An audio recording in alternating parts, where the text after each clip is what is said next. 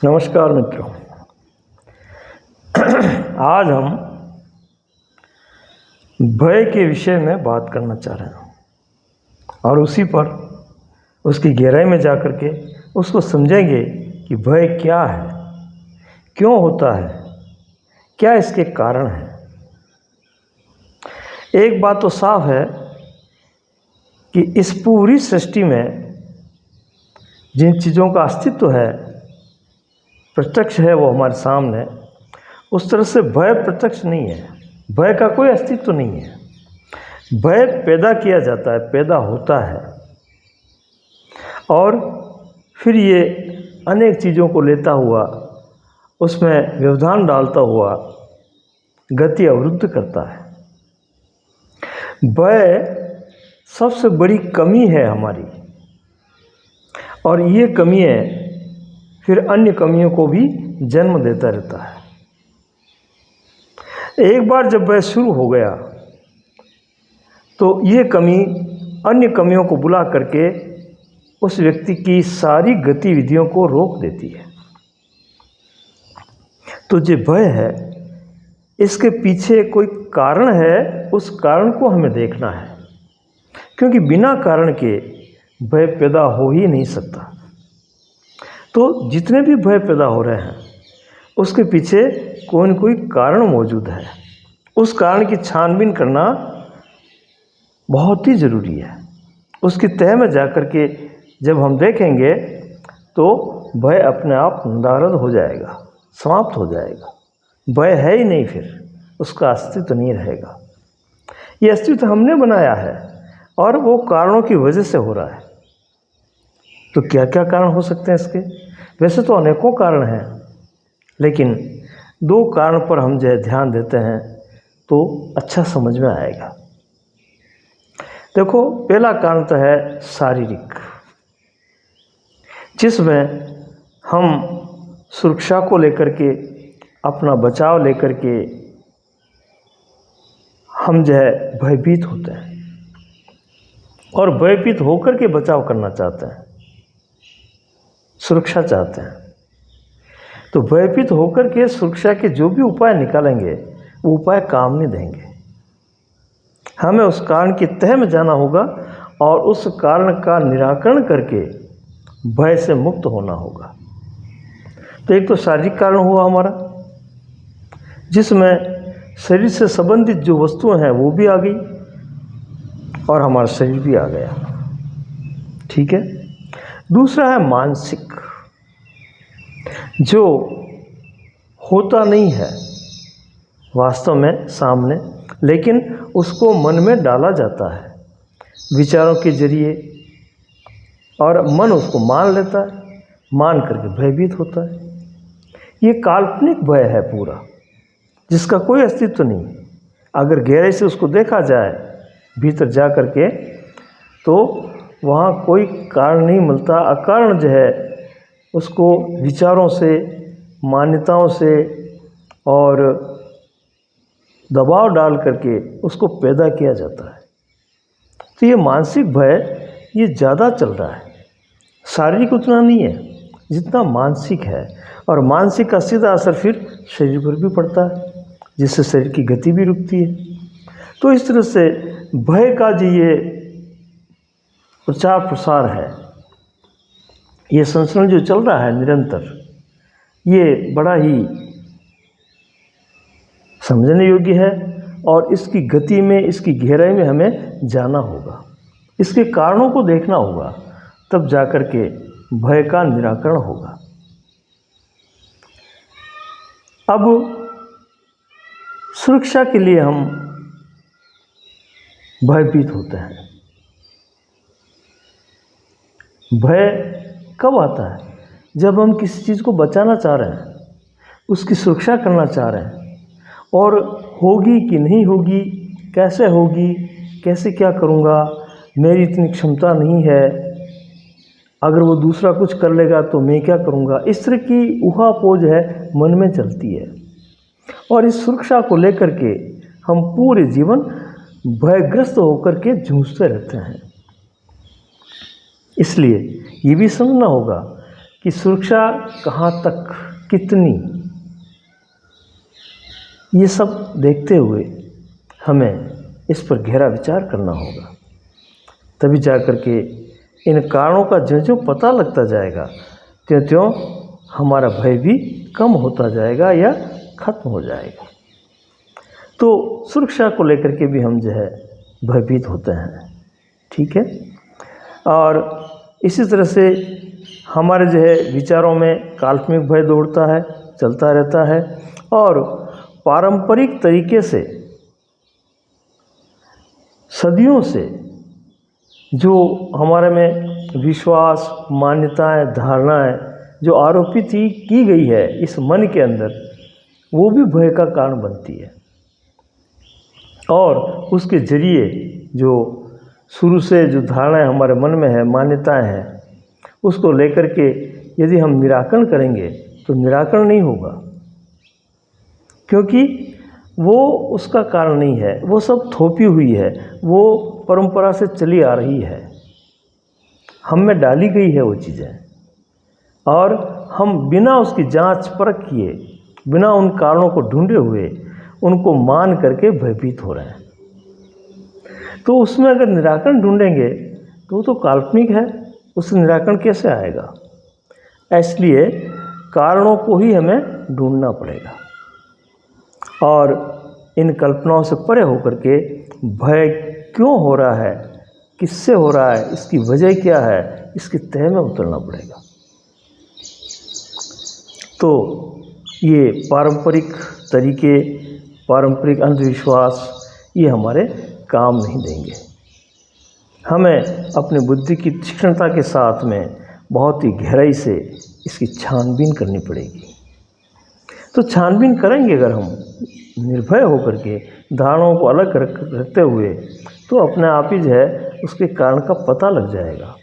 और कारण जो सामने आया तो उस कारण का कार्य है भय, वो कार्य अपने आप ही थम जाएगा, विलीन हो जाएगा, वो नहीं रहेगा फिर। इसलिए कारण के तह तक जाना भय को खत्म होने का तरीका है। भय अवलोकन करने से जाएगा। देखो, हम क्रोधित होकर के भी अवलोकन करेंगे तो भी सही अवलोकन नहीं होगा, और भयग्रस्त होकर के अवलोकन करेंगे तो वो अवलोकन भी काम नहीं करेगा। अवलोकन का मतलब गहराई से देखना, समझते हुए देखना, गंभीरता से देखना कि वास्तविकता क्या है, कहाँ से ये चीज़ उठ रही है, क्यों उठ रही है, इसके पीछे कौन बैक फोर्स है, कौन इसको धक्का दे रहा है और मैं भयभीत हो रहा हूँ। तो इसका सब खुलासा हम अपने अंदर ही करेंगे, किसी दूसरे के कहने से नहीं, क्योंकि भय तो हम में पैदा हुआ है, तो हम ही उसका निराकरण कर पाएंगे। तो हमें ही गहरी बुद्धि से बिल्कुल शांत चित्त होकर के इसको देखना है। इसकी जो क्रिया प्रतिक्रिया जो भी हो रही है उसको जो जो हम गहरे से देखते जाएंगे त्यों त्यों हमें समझ में आता जाएगा कि कारण तो ये है, यहाँ से चीज़ पैदा हो रही है। बस उसको समझ गए तो सारे भय नदारद हो जाएंगे, आप निर्भय हो जाएंगे। इसलिए निर्भयता ही मुक्ति का पहला कदम है। जो निर्भय नहीं है और चाहे कितनी बातों का संग्रह करके चल रहा है, कितनी मान्यताओं को मानता हुआ चल रहा है और उसमें भय है, तो मुक्त नहीं हो सकता, क्योंकि वो भय अनेक और चीज़ों को पैदा करता जाएगा, उसे उलझाता जाएगा और उससे वो बाहर नहीं निकलेगा। तो निर्भयता किसी प्रकार का भय नहीं। नए संसार में गतिविधि हो रही है, उसमें उतार चढ़ाव का कोई भय, न सुरक्षा का भय, न मृत्यु का भय, है ना। तो जो हम नहीं जानते हैं उसका भय अपने आप ऐसे ही पैदा हो करके, ऐसे बेमिल कारणों से प्रकट हो करके हमारे पूरे जीवन को जो है विचलित कर देता है, इधर उधर कर देता है। इसलिए बहुत ही शांत चित्त से उसको देखना है गहराई से कि आखिर हो क्या रहा है, कहाँ से हो रहा है, क्यों हो रहा है ये। इस तरह से भयभीत जो हमारे जीवन की गतिविधि को रोकता है वो रुकावट बंद हो जाएगी। यदि भय है और हम कुछ भी कर रहे हैं तो वो जो जैसा करना चाहते हैं वैसा होगा नहीं, क्योंकि सभी चीज़ें भयग्रस्त होकर के शिथिल हो जाती है। उसमें त्वरा नहीं रहती है, ऊर्जा नहीं रहती है, सक्रियता नहीं रहती है, वो साहस और हिम्मत नहीं रहता, वो बल नहीं रहता है। इसीलिए हमेशा इस अवरोधक को हटाने के लिए कारणों का पता लगाना जरूरी है। और वो कारण का पता कैसे लगेगा? अपने ही भीतर हम बहुत गहराई से झांकेंगे, देखेंगे, छानबीन करेंगे, संश्लेषण विश्लेषण करेंगे उसका एक वैज्ञानिक की तरह बहुत ही गहराई से, तो जा कर के इसके जितने भी अवयव जो पार्ट्स जुड़े हुए हैं, किससे ये बन करके प्रकट हुआ है और हमें भयभीत कर रहा है, उसका पता लग जाएगा। और वहाँ चोट करने से भय धराशायी हो जाएगा। तो इसीलिए इस अवरोध, तो ये जो अवरोधक है जीवन का सबसे बड़ा भय, सबसे बड़ा अवरोधक है, रोकने वाला है ये हर चीज़ को। इसको समझते हुए हम इससे पार हो सकते हैं, और कोई उपाय नहीं है इसका। और दूसरे जो उपाय हम बुद्धि से लगाते हैं वो सब बेमेल हो जाते हैं, क्योंकि जहाँ लगना चाहिए, जहाँ कारण है, उस पर हम चोट नहीं कर रहे, उसको हम समझ नहीं रहे। तो इस तरह से हम डर करके मरी मरी जिंदगी जीते हैं। कहते हैं कि डरा सो मरा, है ना? वो जीता हुआ भी मरे के समान है। उसमें वो पुरुषत्व, वो साहस, वो हिम्मत, वो उस लक्ष्य को भेद करने की शक्ति नहीं रहती है, क्योंकि उसको चारों तरफ से भय के कारण दबाव में डाल दिया जाता है। और दबाव जहाँ होता है वहाँ गतियाँ सब रुक जाती है, वो व्यक्ति आगे नहीं बढ़ता है। तो निर्भय होकर के जीना ही अच्छी तरह से जीना है, पूर्ण जीवन है ये। नहीं तो मरे मरे, डरे डरे, सहमे सहमे, ऐसा जो जीवन है वो जीवन कोई काम का नहीं। वो ना कोई अनुभूतियाँ देगा, ना आपको ठीक से जीने देगा, ना आप में कोई चैन और शांति होगी।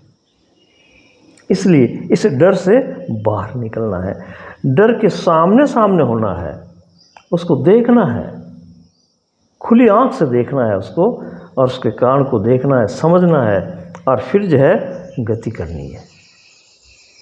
भय से भागने पर भय खत्म नहीं होगा, बढ़ता जाएगा। भय के सामने खड़ा रहना होगा। ये हिम्मत हमें पैदा करनी पड़ेगी, ये साहस हम जो जो भीतर झांकेंगे त्यों त्यों उसके जो है समाधान उभर करके सामने आएंगे। और ये जो मनोबल है हमारा, ये जब तक बना रहेगा, इसमें दृढ़ता रहेगी, इसमें शक्ति रहेगी, तब तक भय पास में नहीं आ सकता। क्योंकि यही भय अनेक बीमारियों को लाता है, अनेक चिंताओं को प्रकट करता है, अनेक काल्पनिक संभावनाओं को बताता है, हमें भयभीत करता है कि ऐसा होगा, वैसा हो जाएगा, यूँ हो जाएगा। इस तरह से हम इस ऊहापों में ठीक से जी नहीं पाते हैं। तो यदि हम मरे मरे न जी करके अपने जीवन का पूरा अनुभव लेना चाह रहे हैं, तो हमें भय से उबरना होगा, भय से पार होना होगा। और जो भय से पार होकर के जी रहा है वही अमर है ना? मरने का भी तो एक भय है ना? तो ये सारे जितने भी भय हैं जो अनजाने काल्पनिक रूप से पैदा हो रहे हैं, उनकी छानबीन बहुत ज़रूरी है। उनको अपनी पैनी नज़र से देखना ज़रूरी है, उनकी हर क्रिया प्रतिक्रिया पर नज़र रखनी है, तब जा कर के हम जो है उस भय से उबर जाएंगे। और जो निर्भय है वो मस्त है, वो शांत है, उसे किसी प्रकार का दुख नहीं, किसी प्रकार की चिंता नहीं, वही सही जीवन जी रहा है और जी सकता है। तो निर्भयता हमारा आवश्यक गुण होना चाहिए। धन्यवाद।